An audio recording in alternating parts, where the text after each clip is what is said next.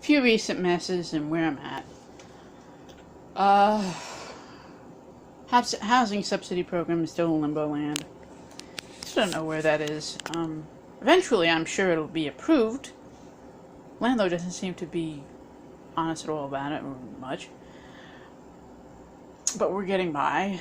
Meanwhile, we got a letter threatening to cut off food stamps and, which is to say SNAP, and temporary assistance, TA. It was cut back. The reason why is because a worker came too early, and even though we reported the fact that they really didn't meet us because they came too early, and they agreed that it was ridiculous, and that, and we filed a complaint. We never got back word on that complaint. Instead, we got the threat, and then seeing that it was temporary assistance, at the very least, was cut back dramatically. It could be restored in about another 2 to 4 weeks. We're also waiting on my husband to get, hopefully, finally, after about more than 3 years, approved for Social Security disability. He worked for more than 20 years, but he can't really go back to work, and even they had an examiner there that said, yes, we think he could handle these job titles, but they don't exist part-time, and he could only work part-time, so in effect he can't work.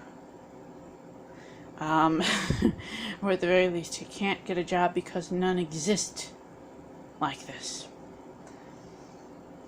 I also kind of found one of the job titles comical. They said that he could work at putting together computer circuit boards. And I'm thinking, what planet are you on? He can't even tell when an electrical plug works properly. You want him to put together circuit boards in a factory? I don't get that at all. And then packing boxes, again, I didn't understand that one. He can't really bend or lift much of anything. So he would be destroyed to me at that job in anything more than 2 to 3 hours a day. There isn't a job out there that exists for that. But whatever. I believe they have either 30 or 90 days in terms of to get back to us and make a decision. Then we had a mandated appointment for him to be examined, and we're still waiting for a lawyer to get back to us at a court hearing for housing estate split to occur. So again, we don't know where any of that is. We're just kind of waiting. And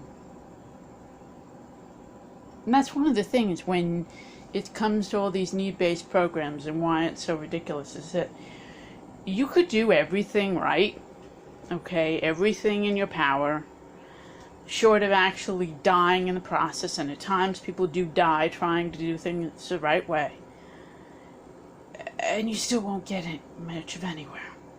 And that's one of the reasons why, to me, universal basic income makes more sense. Because we're not deathly ill, neither of us. But just how far below the poverty line we are, as it relates to the local population, okay? We're at under 10K a year. But we're in the 5 boroughs of New York City, so that with the average income being, with the average worker earning so much more than that, 15 an hour is already mandatory legally. It automatically makes any condition you have worse to live in such poverty. So that's why, to me, UBI with regional cost of living supplements makes so much more sense, especially in terms of if you say you don't want. I do want a good single payer system, but for those who say, oh well, just pay for it yourself, or just do it independently. when you're this far below the poverty line, you can't do that. And guess what? The Medicaid, that most of them will still say, okay, you know what, we could do charity programs. Well, guess what? Whether it's charity programs or you're paying out of pocket, if you don't have the basic level of subsistence in order to give yourself 3 decent meals a day and a roof over your head, all of those things in terms of your medical state are going to be a lot worse, and therefore you're going to have to pay a lot more in another direction. My husband might soon need a cranial hernia surgery, but the problem is we don't have a primary care physician for him because he can't get to one. We're going to try and look for one, and that might try something like Uber or Lyft or something like that to get him there, because we got to get him some treatment soon. He has Medicaid, which could probably get him treatment, which, if we get him to and from the doctors, it could get him treatment. But again, we got to first get him to and from the doctors. Again, ideally, we get one of the payments from Social Security, or finally some of the money from the estate split, and I buy a car and then I take him there, because really that's the best way. Again, we're not extremely like death or ill, but because of the poverty, in effect, we become that way. We become bedridden. We become far more needy medically because the basics are not doable. They're not achievable.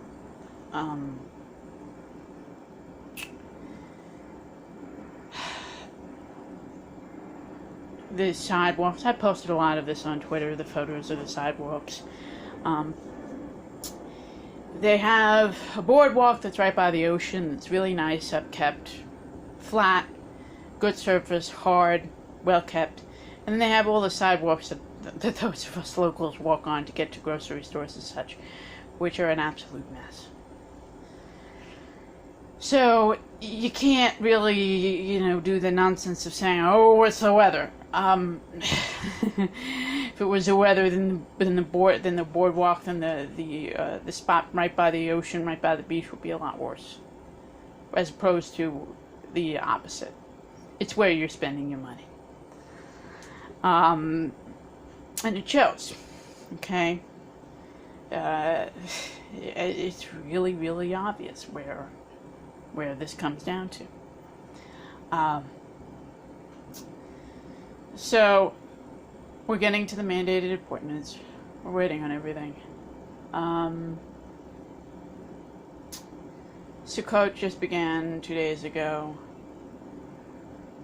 Maybe by Simchas Torah we'll have answers. That's what I'm hoping for, as Shabbat starts.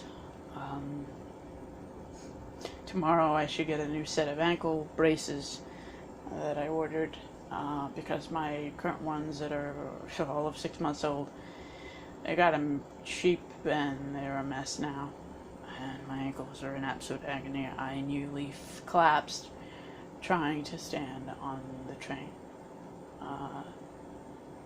Just too much. And then back half tore one of my canvas ones for refrigerated stuff on my back from Stop and Shop. Again, it's a lot. When to me, that the bag busting is another case for why we needed more hemp around, because that bag wouldn't have tore if it was made of hemp. I mean, it was heavy. It was reasonably sizably heavy, but it wasn't that bad. If it made of something more solid, stronger, it would have held just fine.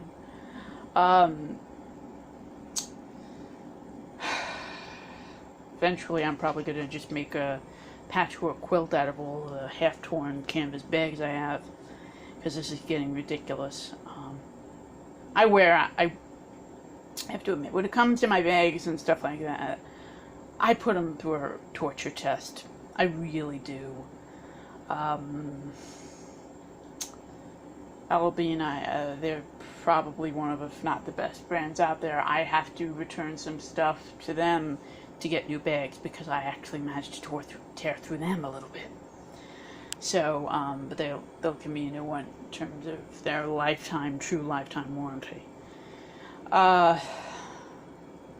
So if you want someone to, in essence, do a quality test of endurance with bags, I'm probably a good candidate for that. Same thing with other articles, but mainly bags. I put them through the frickin' ringer. My biggest thing is, because to me stuff like that, it's meant to be used. You know, it's not meant to be, kid stuff.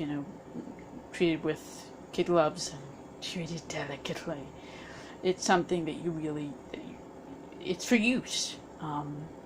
So at least most of my things, I pretty well hold to that standard. I know cell phones, I don't try and hold to that standard, but bags, clothing, unless it's formal clothing, I wear it. I really do use it.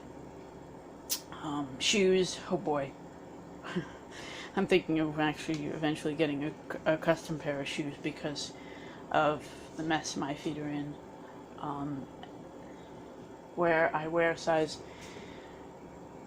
10 without ankle braces, women's, and that's why I frequently go to the women's section for sandals at this point. In fact, I always do, because I can't really handle heels. And my thing is a gray/brown, black, adjustable sandal. It doesn't matter where you get it in terms of section. I'd love to find something that was a flat, adjustable sandal that isn't one of those things that hooks in between your toes, because I can't wear that. It has to go over the foot. In something like pink or purple or nice bright green, but haven't found any of them. So again, one of these days, semi-luxury, I guess you'd call it, I might actually just buy some custom-made shoes, just so that I could get something that won't wear out as easily. It's big enough, has more support, especially for my ankles, toes. When you have medical conditions, I have Ehlers-Danlos syndrome, joint hypermobility, I have pretty advanced arthritis in my hands, wrists, fingers, and toes. So when you have that in Raynaud's, when you have those medical conditions, and then in terms of my feet, you have an unusually big size. I'm not saying I'm extreme in terms of 10. I know there are women with bigger feet than that. I get that. But to my knowledge, they still model things on a size 5, which is half that. And that's why I have issues with finding shoes that fit. And socks aren't as bad. I just go straight for the men's department. There's a sock store that I go to. And I can order online something like for soccer, but shoes are worse. The drudgeries. I'm hoping that by Simchat Torah, I'll get things situated, but for now, wait, pray, work hard, and deal with the torture, and deal with the love of a lot of good people that I've gotten to know online, and a few folks in person. Shalom.